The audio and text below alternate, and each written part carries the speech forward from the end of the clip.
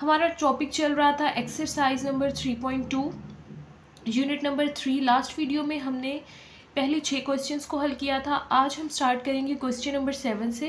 Question number 7 है, in class of 55 students 34 like to play cricket and 30 like to play hockey. Also, each students like to play at least one of the following two games.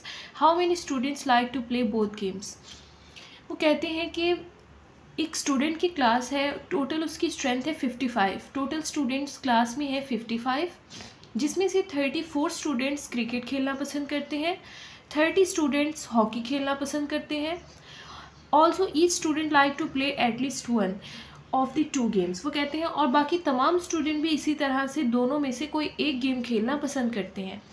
आपने ये बताना है कि कौन से ऐसे student हैं जो ये दोनों गेम्स खेलना पसंद करेंगे.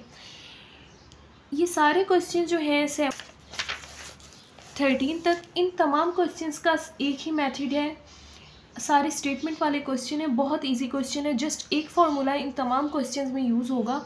सिर्फ एक चीज़ को आपने यहाँ पर समझना है जो आपने अपने माइंड में रखनी है, तो आप क्वेश्चंस को इजीली सॉल्व कर लेंगे. देखिए, सबसे पहले आपको जो गिवन डेटा है आप वो लिखेंगे.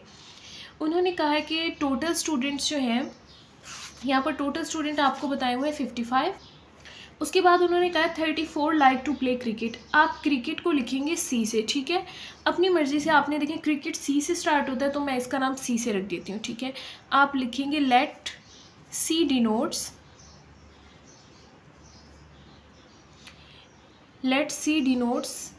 द नंबर ऑफ स्टूडेंट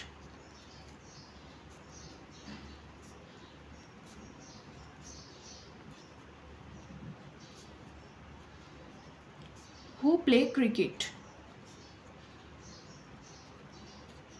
आप सी से उन बच्चों के नाम लिखेंगे जिनको क्रिकेट खेलना पसंद है, या आप स्टार्ट में बताएंगे ताकि जब आप आगे लिखेंगे तो उनको पता हो, एग्जामिनर को पता हो कि आपने सी से क्या लिखा हुआ है. Let C denotes the number of students who play cricket. C से वो बच्चे होंगे जो क्रिकेट खेलना पसंद करते हैं, और हॉकी एच से स्टार्ट होता है तो हम एच नाम रख देते हैं. H denotes the number of student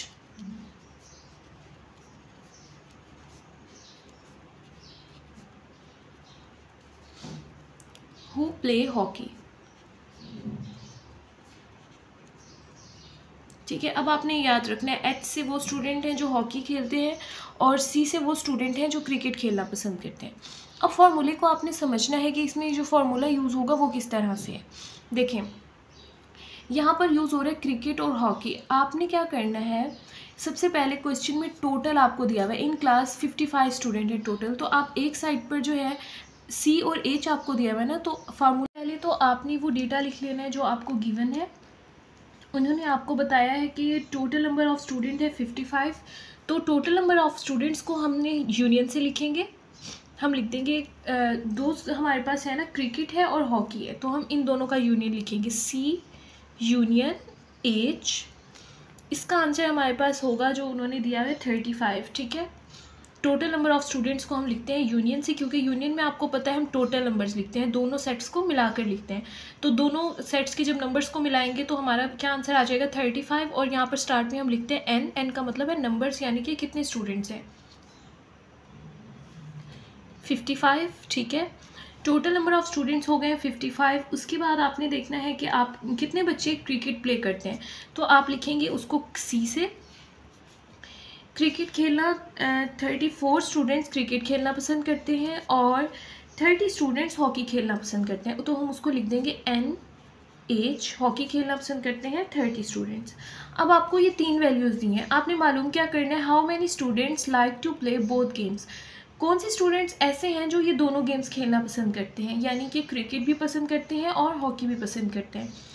तो इसमें आपने मालूम क्या करना है, इंटरसेक्शन मालूम करना है, क्योंकि इंटरसेक्शन में आप दोनों सेट्स की चीज़ें मालूम करते हैं जो दोनों में सेम हो, यानी कि हॉकी भी हो उसमें क्रिकेट भी हो. और आपने यहाँ पर भी ऐसे ही मालूम करना है कि जो स्टूडेंट्स दोनों गेम्स पसंद करते हैं, हॉकी भी और क्रिकेट में भी जाना पसंद करते हैं, तो इसीलिए हमें उसका इंटरसेक्शन लेना होगा. देखिए, फॉर्मूला होता है कि यूनियन हमेशा आप लेफ़्ट साइड पे लिखते हैं, सी यूनियन एच, और दूसरी साइड पे आपको जो इवेंट दिए होते हैं NC, NH या कोई भी जो इवेंट आपको दिए होंगे वो आपने लिख लेना है। NC प्लस NH इनको आपने प्लस करके लिख देना है। लास्ट में जो इंटरसेक्शन वाली वैल्यू है उसको आपने माइनस करके लिख देना है NC इंटरसेक्शन H। ये फार्मूला है इसका मेन, ये आपने याद रखना है, ठीक है। उसके बाद NC यूनियन H की क्या वैल्यू आपको दी हुई है 55, NC की है 34 और NH की वैल्यू है हमारे पास 30 और इसकी वैल्यू नहीं है, हमने मालूम करना है, इसको हम वैसे ही लिख देंगे। नेक्स्ट स्टेप पर आपने 34 और 30 को प्लस कर देना है। 34 प्लस 30 आपका आंसर आ जाएगा 64। इस साइड से 55 एज इट इज़ आ जाएगा और इस साइड से आप लिख देंगे NC इंटरसेक्शन H। आपने क्या करना है, NC इंटरसेक्शन H को आप दूसरी साइड पे ले जाएं, ये माइनस का है, उधर जाकर क्या हो जाएगा प्लस NC इंटरसेक्शन H। दूसरी साइड पे यहाँ पर 64 है वो वैसे ही रहेगा, ये 55 इधर प्लस है और इधर आकर क्या हो जाएगा माइनस। आपने क्या करना है 64 माइनस 55 करना है। देखें 64 माइनस 55 तो हमारा आंसर आ गया यहाँ पर 9। तो इसका मतलब है C इंटरसेक्शन H का हमारे पास आंसर आ गया है 9। इसका मतलब है 9 स्टूडेंट्स ऐसे होंगे जो दोनों गेम्स खेलना पसंद करेंगे, हॉकी भी और क्रिकेट भी, ये हमारा आंसर है। नेक्स्ट स्टार्ट करते हैं क्वेश्चन नंबर 8। इसी तरह से क्वेश्चन नंबर 8 में भी आपको डेटा दिया हुआ है। In a group of 500 employees, 500 employees हैं, यानी कि नौकरी करने वाले लोग हैं 500 और उसमें से 250 लोग जो है कैन स्पीक उर्दू, वो उर्दू बोल सकते हैं। 150 पीपल कैन स्पीक इंग्लिश, 150 लोग इंग्लिश बोल सकते हैं। 50 पीपल्स कैन स्पीक पंजाबी, 50 लोग पंजाबी बोल सकते हैं। And 40 peoples can speak Urdu and English, और 40 लोग ऐसे हैं जो उर्दू भी बोल सकते हैं और इंग्लिश भी बोल सकते हैं। इसी तरह से 30 एम्प्लॉयज़ ऐसे हैं जो इंग्लिश भी बोल सकते हैं और पंजाबी बोल सकते हैं। 10 एम्प्लॉयज़ ऐसे हैं जो उर्दू बोल सकते हैं और साथ में पंजाबी भी बोल सकते हैं। How many speak all these 3 languages, आपने ये बताना है कि कौन से ऐसे एम्प्लॉयज़ होंगे जो तीनों लैंग्वेजेस बोल सकते हैं, इंग्लिश, उर्दू एंड पंजाबी तीनों बोल सकते हैं। तो देखें जो आपको पहले डेटा दिया हुआ है वो लिखेंगे, उससे पहले आपने जो है वो सेट्स के नाम रखने हैं खुद से। आप पहले लिखेंगे देखें total number of employees, total को हम क्या करते हैं यूनियन करते हैं। ग्रुप ऑफ 500 है तो हम कैसे लिखेंगे, हमारे पास है उर्दू है, इंग्लिश है, पंजाबी है। तो पहले हम इनके नाम रखते हैं। देखें हम लिखते हैं let you denotes people can speak Urdu. हमने यहाँ पर लिख दिया कि हम यू से उन लोगों को लिखते हैं जो उर्दू बोल सकते हैं, और ई डिनोट्स द पीपल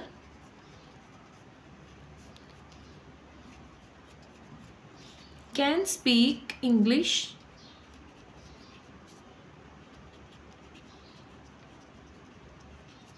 उसके बाद पी डिनोट्स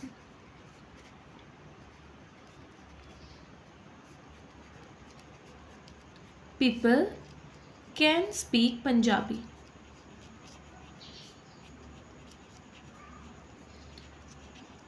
ठीक है, अब आपने डेटा लिखना है जो आपको दिया हुआ है। आपको पहले डेटा दिया हुआ है टोटल एम्प्लॉयज़ है 500। टोटल का मतलब है जो उर्दू बोल सकते हैं, इंग्लिश, पंजाबी, यानी सारे एम्प्लॉयज़। तो तमाम को जैसे हमने ऊपर लिखा था यूनियन से लिखते हैं, तो हम लिखेंगे एन को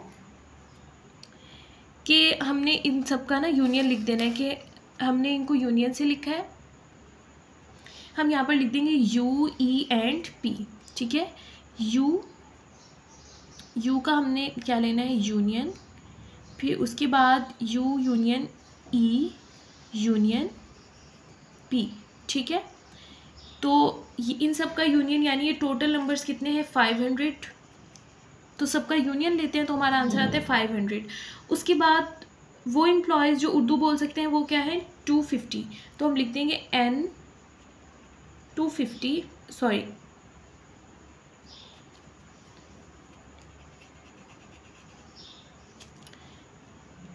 एन यू। वो एम्प्लॉयज़ जो उर्दू बोल सकते हैं वो कितने हैं 250।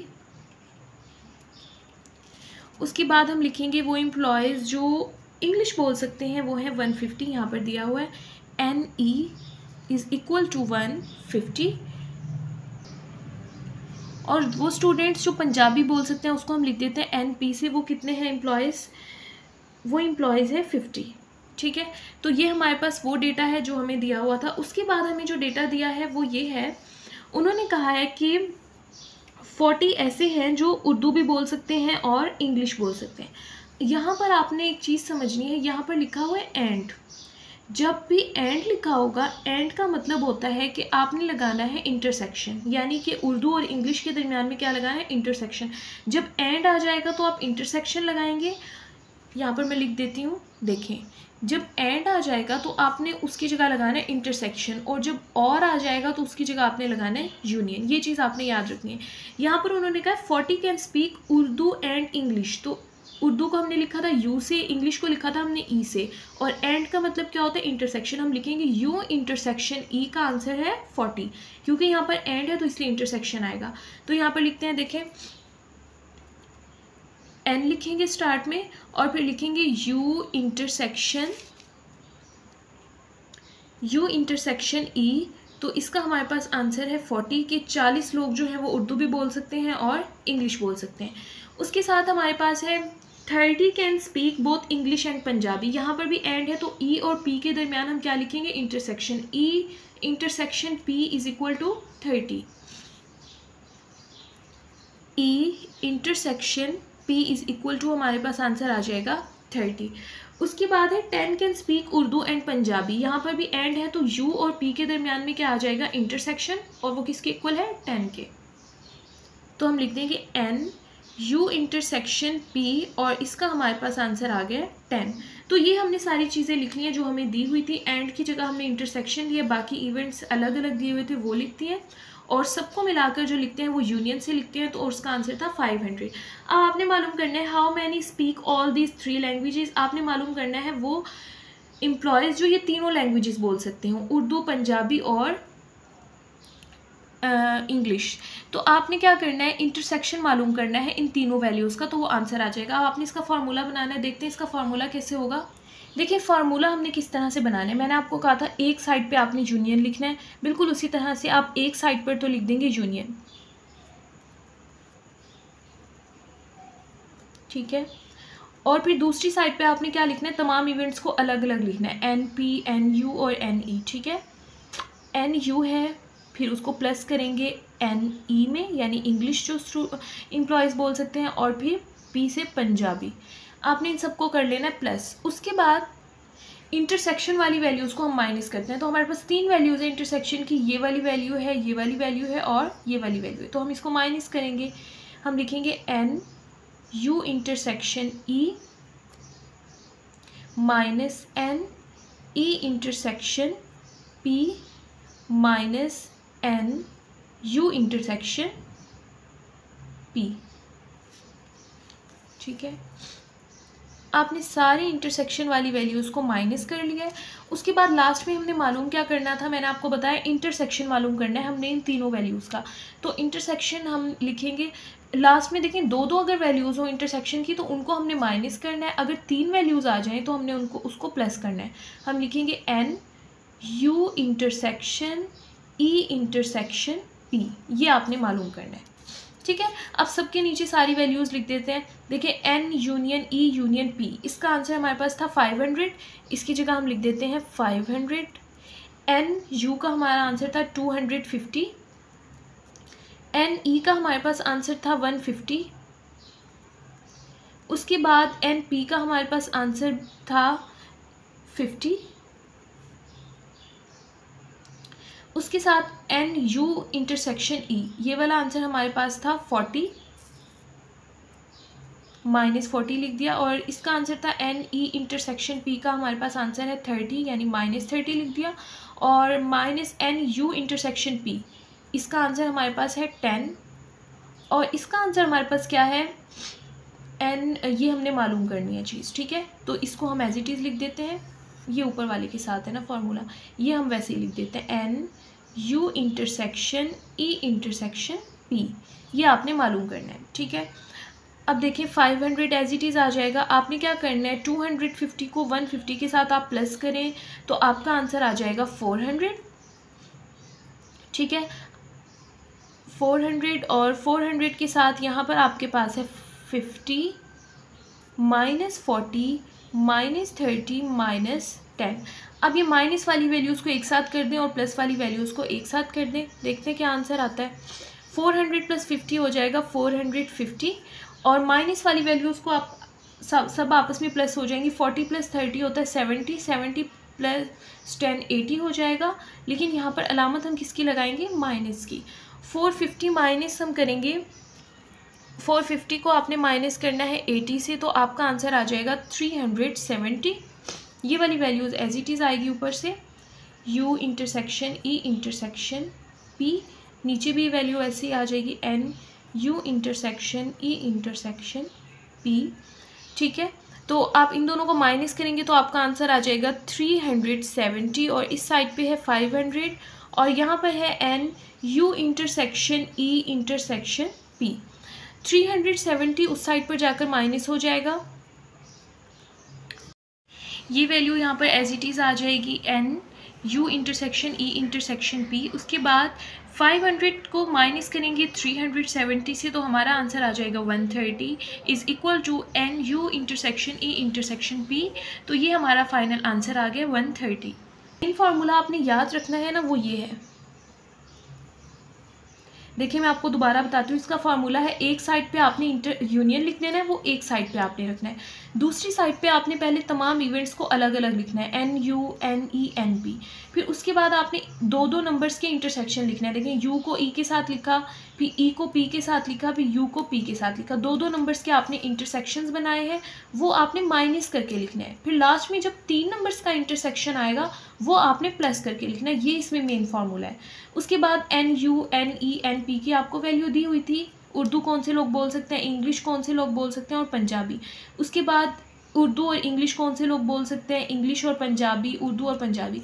और जो लोग तमाम लैंग्वेजेस बोल सकते थे, उर्दू इंग्लिश पंजाबी, वो आपने मालूम करना था। वो हमने मालूम किया। इसके नीचे ये वाली वैल्यू आ गई, NU आपने लिख दिया, NE NP के नीचे ये वाली वैल्यू, इन तीनों की वैल्यूज़ लिख दी, और ये हमने मालूम करना था, ये वहाँ पर वैसे ही आ गया। ठीक है, तो ये फिर सारा आपने प्रोसेस किया है। नेक्स्ट देखिए question number 9। In sports event 19 people wear blue shirts. Sports के दिन 19 लोग जो हैं वो ब्लू शर्ट पहनते हैं, नीली शर्ट पहनते हैं। 15 लोग जो हैं वो ग्रीन शर्ट पहनते हैं। 3 लोग ब्लू और ग्रीन शर्ट्स पहनते हैं। ठीक है, 4 लोग जो हैं वो वेयर अ कैप, एक कैप पहनते हैं और उसके साथ ब्लू शर्ट पहनते हैं। और 2 लोग जो हैं वो कैप पहनते हैं और उसके साथ ग्रीन शर्ट पहनते हैं। The total number of people which either a black or green shirt or a cap is 25। How many peoples are wearing cap, कितने लोग जो हैं उन्होंने कैप पहनी होगी। आपको जो दिया हुआ है पहले आप वो लिखेंगे इवेंट्स। ठीक है, देखिए क्वेश्चन स्टार्ट करते हैं। पहले तो हम लिखेंगे कि ब्लू शर्ट्स को हम किससे डिनोट करेंगे, late B denotes people wear blue shirt। B से हम उन लोगों को लिखेंगे जिन्होंने ब्लू शर्ट्स पहनी है, और G से हम उन लोगों को लिखेंगे जिन्होंने ग्रीन शर्ट्स पहनी है।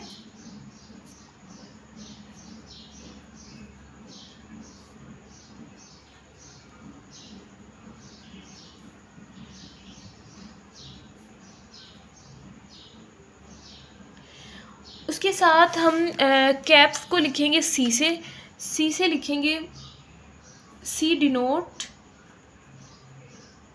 People wear cap. ठीक है, आपको 3 चीज़ें दी हुई थी, एक ब्लू शर्ट थी, एक ग्रीन शर्ट, और उसके अलावा हमारे पास थी एक कैप। ब्लू शर्ट को हम लिखेंगे B से, और ग्रीन शर्ट को हम लिखेंगे G से, और कैप को हम लिखेंगे यहाँ पर C से। अब जो चीज़ें आपको दी हुई हैं वो आप लिख लेंगे। देखिए उन्होंने कहा 19 पीपल वेयर ब्लू शर्ट, 19 लोग ब्लू शर्ट पहनते हैं, तो हम उसको किससे लिखेंगे, B से मतलब ब्लू शर्ट, और वो कितने लोग पहनते हैं, 19 लोग। उसके बाद उन्होंने कहा 15 वेयर ग्रीन शर्ट, देखिए ग्रीन शर्ट्स को हम लिखेंगे जी से। उन्होंने कहा है 15 जो है वो वेयर्स करते हैं ग्रीन शर्ट, तो हम लिखेंगे NG इज़ इक्वल टू 15। उसके बाद हमने लिखना है कि उन्होंने कहा है 3 wears blue and green shirts. मैंने आपको बताया जहाँ पर एंड आता है, एंड का मतलब होता है intersection, B for blue and G for green. आप ब्लू और G की जगह यानी आप लिखेंगे B intersection G। B intersection G का हमारे पास आंसर आ जाएगा 3। B इंटरसेक्शन G हमारे पास आंसर आ जाएगा 3, तो हम यहाँ पर लिखेंगे N B intersection G is equal to 3। उसके बाद उन्होंने कहा है 4 wears a cap and a blue shirt। ठीक है, एंड का मतलब क्या होता है intersection, C for cap and B for blue, C intersection B। C intersection B का हमारे पास क्या आंसर आ जाएगा 4। एंड का मतलब क्योंकि होता है इंटरसेक्शन, C फॉर कैप था, C इंटरसेक्शन B हमारे पास क्या आंसर आ गया 4। C intersection B is equal to 4 हमारा आंसर आ गया। उसके बाद हम लिखेंगे to wear a cap and a green shirt. Cap और ग्रीन शर्ट कितने लोग पहन रहे हैं 2, यानी कि आपने C और G को एंड इंटरसेक्शन लगाना है, C इंटरसेक्शन G के आंसर आ जाएगा 2।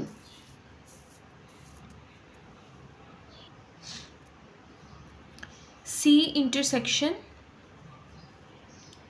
G हमारे पास आंसर आ जाएगा 2, ये है।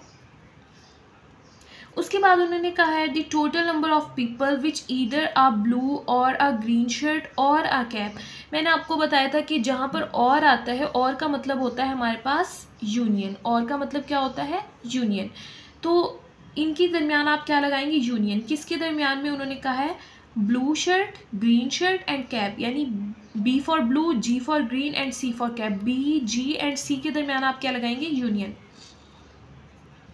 B union G union C, और इसका आंसर हमारे पास उन्होंने कहा है वो क्या है 25। आपने बताना है how many peoples are wearing cap, सिर्फ कैप कितने लोग पहन रहे हैं, यानी कि आपने मालूम करना है NC, यानी कैप कितने लोग पहन रहे हैं। अब आप फार्मूला लिखेंगे सिंपल, जैसे हम लिखते थे। सबसे पहले लेफ्ट हैंड साइड पे हमने लिखना होता था यूनियन, ठीक है। यहाँ पर हम यूनियन लिख देंगे NB union G union C, और दूसरी साइड पे हम सब इवेंट्स को पहले अलग अलग लिखेंगे NB NG और NC, NB NG NC। उसके बाद दो इवेंट्स को मिलाकर जो लिखा होता था यानी BG CB एंड CG, ये लिखेंगे। माइनस करके लिखते हैं दो इवेंट्स को जब वो इंटरसेक्शन हो रहे होते हैं, तो यहाँ पे minus C intersection B minus N, ये वाला लिखा है मैंने C इंटरसेक्शन B। अब मैं लिखूंगी B इंटरसेक्शन G। इस बात से कोई फ़र्क नहीं पड़ता कि आप ये वाली इंटरसेक्शन वाली पहले लिख लें वैल्यू, ये बाद में लिख लें, तो इतना नहीं होता फॉर्मूले में, आप ये थोड़ा बहुत हो सकता है। उसके बाद आप लिखेंगे minus N C intersection G।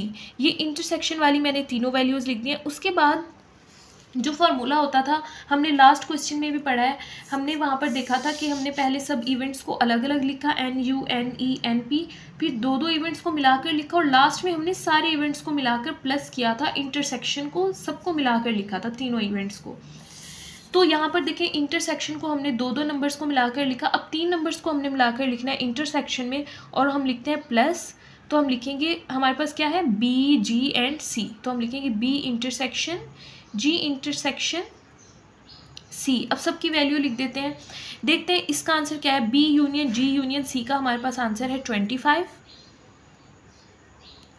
NB का हमारे पास आंसर है 19, NG का हमारे पास आंसर है 15, NC जो है वो हमने मालूम करना है, तो NC को वैसे ही रहने देंगे। उसके बाद C इंटरसेक्शन B, उसका आंसर हमारे पास है 4, तो हम यहाँ पर लिख देंगे -4। उसके बाद है B इंटरसेक्शन G, उसका आंसर है 3, -3 लिख देंगे। उसके बाद C इंटरसेक्शन G का आंसर है 2, तो यहाँ पर लिख देंगे -2। उसके बाद ये लास्ट वैल्यू बच गई है, यानी कि B intersection G intersection C। इसका आपको कोई भी वैल्यू नहीं दी हुई डेटा में, तो इसकी जगह पर हम लिख देंगे 0, ठीक है। अब यहाँ पर आ जाएगा 25, जो वैल्यू 19 + 15 हो जाएगा 34। उसके बाद आपने क्या करना है, -4 -3 -2 को ये इन तीनों के साथ एक जैसी अलामत है तो ये तीनों प्लस हो जाएंगे। इन तीनों को जब आप प्लस करेंगे तो आपका आंसर आ जाएगा 9 और अलामत हम माइनस ये लगाएंगे क्योंकि इन तीनों के साथ माइनस था। -9 + 0 करेंगे तो आपका आंसर -9 आ जाएगा। उसके बाद आपने क्या करना है, 34 में से 9 को माइनस करना है तो आपका आंसर आ जाएगा 25। NC वैसे ही आ जाएगा, ये 25 इस साइड पर प्लस हो रहा है, उस साइड पर जाकर माइनस हो जाएगा। 25 - 25 आपका आंसर आ जाएगा 0, यानी कि NC यानी कितने लोगों ने कैप पहनी हुई थी वो है 0, यानी कोई भी लोग ऐसे नहीं थे जिन्होंने सिर्फ कैप पहनी हो। तो जो हमें डेटा दिया हुआ है आपको क्वेश्चन का, तो आप कहेंगे this data is not correct, this data is not correct. तो जो आपको डेटा दिया हुआ है वो करेक्ट नहीं है। कोई भी जो है स्टूडेंट्स ऐसे नहीं थे स्पोर्ट्स खेलते हुए जिन्होंने कैप पहनी हो। हमारा आंसर है 0, तो जो हमें ऊपर डेटा दिया हुआ था वो गलत था, तो ये यहाँ पर आप ये मेंशन करेंगे, ये आपका आंसर है। नेक्स्ट स्टार्ट करते हैं question number 10। Question number 10 same उसी तरह से करना है जैसे हमने क्वेश्चन नंबर 9 किया था। पहले देखते हैं जो हमें डेटा दिया हुआ है वो हम लिख लेते हैं। फर्स्ट ऑफ ऑल उन्होंने हमें कहा 17 पार्टिसिपेंट हैज़ लैपटॉप, 17 लोग ऐसे हैं जिनके पास लैपटॉप है। लैपटॉप को हम लिखते हैं L से, तो हम पहले लिख देते हैं let L denote people having laptop. L से हमने उन लोगों को लिखा है जिनके पास क्या है, लैपटॉप है। और उसके बाद लोगों के पास क्या है, टैबलेट। तो T से हम उन लोगों को लिखते हैं, T denotes people, T denotes people having tablet. और क्या है, बुक्स है, तो हम B से हम लिखेंगे books, B denotes people having books.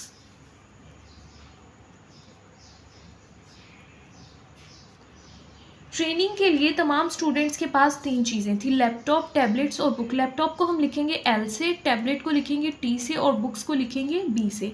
अब देखते हैं जो हमें डेटा दिया हुआ है इसके हिसाब से वो हम लिख लेंगे।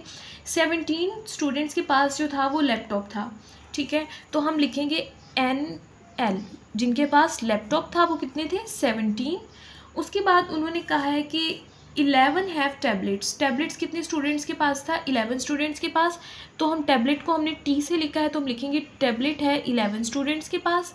उसके बाद हम लिखेंगे, उन्होंने हमें कहा है 9 हैव लैपटॉप्स एंड टैबलेट्स। 9 लोग ऐसे हैं कि जिनके पास लैपटॉप भी है और टैबलेट भी।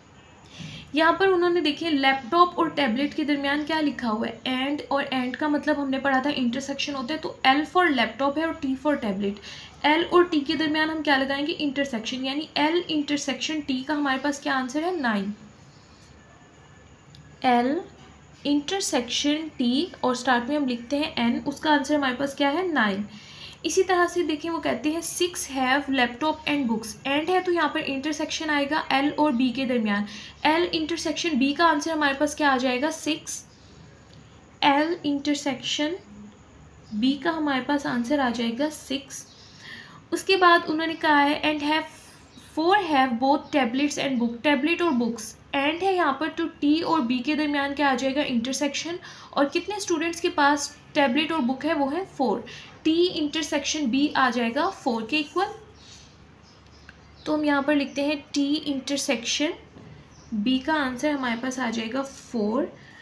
उसके बाद उन्होंने हमें कहा है 8 पार्टिसिपेंट हैज़ ऑल 3 एटम्स। 8 लोग ऐसे हैं उनके पास ये तीनों चीज़ें हैं, लैपटॉप भी है, टैबलेट भी है और बुक्स भी हैं। तो आपको पता है कि ऐसी चीज़ जो तीनों के पास हो, यानी तीनों में सेम हो, तो वो क्या होता है, इंटरसेक्शन। इंटरसेक्शन में भी तो हम यही चीज़ देखते हैं ना कि जो तमाम सेट्स में सेम होती है। तो 8 पार्टिसिपेंट के पास ये तीनों आइटम्स हैं, यानी कि उनके पास ये तीनों चीज़ें सेम है। तो हम इन तीनों चीज़ों के दरम्यान में क्या लगाएंगे, इंटरसेक्शन, और उसका आंसर हमारे पास क्या आ जाएगा, 8।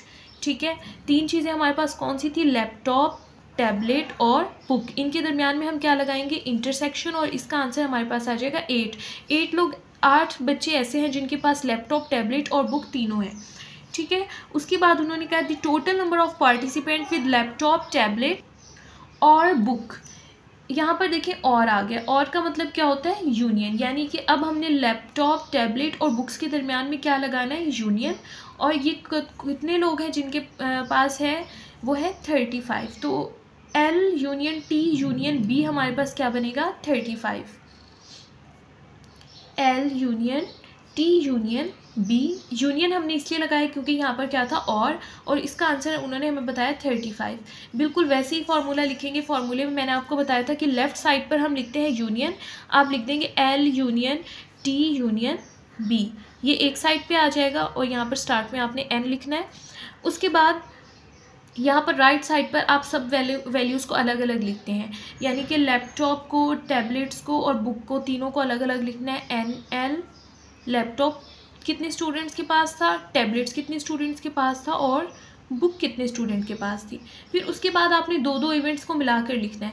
L इंटरसेक्शन T, यहाँ पर सॉरी आएगा minus N L intersection T, फिर दो वैल्यूज़ वाली इंटरसेक्शन को आपने माइनस करके लिखना होता है। L इंटरसेक्शन B, यहाँ पर जगह कम है तो मैं नीचे लिख रही हूँ।